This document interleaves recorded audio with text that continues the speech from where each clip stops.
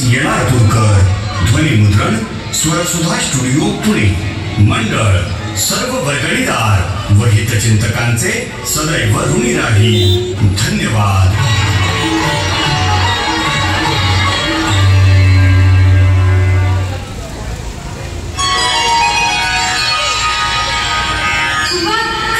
गणेशोत्सव नवरात्र महोत्सव मंडळ 295 शुक्रवार पेठ व्हाईट हाऊस पुणे उपस्थित सर्व गणेश भक्तांचे सहर्ष स्वागत करीत आहे.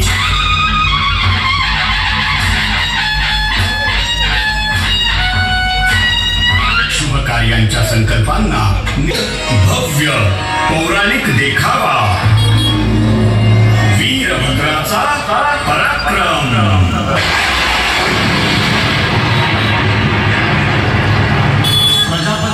दक्ष राजानं बृहस्पती सर्व नामक महायज्ञाचं भव्य आयोजन केलं. या यज्ञासाठी प्रजापती दक्ष यानं ब्रह्मा, विष्णू आणि इंद्र तसंच सर्व देवदेवतांना ऋषी मुनींना आमंत्रण केलं.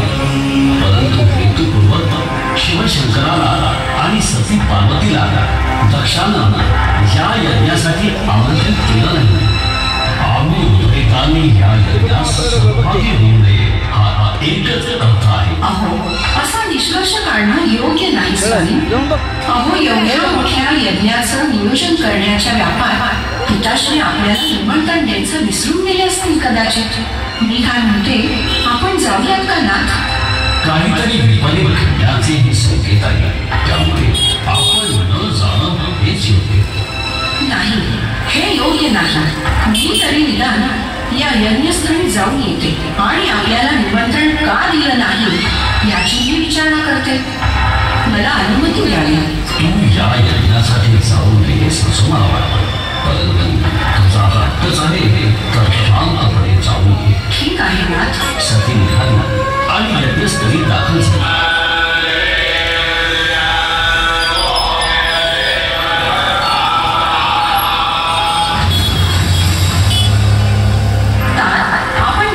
श्री महादेवांना या यज्ञासाठी आमंत्रित केलं नाही.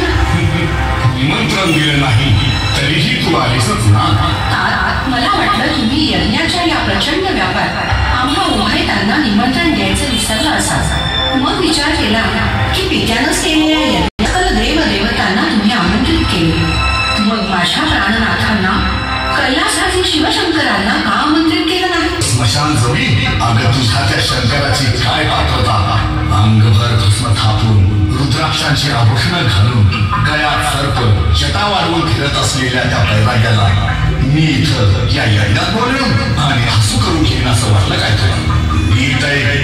मी त्याला तुझ्या त्या बैरागी शंकराला हेतुपूर्वकच आमंत्रण दिलं नाही. आपणास हे बोलणं शोभत नाही का? तुमच्या मनात त्यांच्या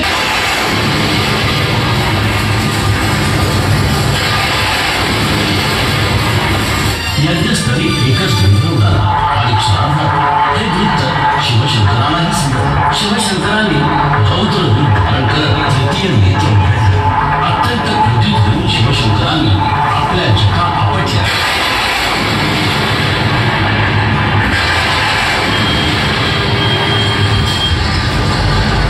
त्यातूनच महाप्रलयंकारी बलशाली अशा वीरभद्राची उत्पत्ती झाली. त्याने गगनभेदी आवळी दिली. देणारी ही आवडी होती. वीरभद्रा प्रजापती दक्ष कर्मांना विपत्त झाल्या. त्यांच्यामुळेच आज सतीने प्राणांचा त्याग केला. शीघ्र प्रस्थान करून या प्रजापती दक्षास मृत्यूदंड द्यावा. जशी आपली आज्ञा असावी. आपला आदेश शिरसावंद्य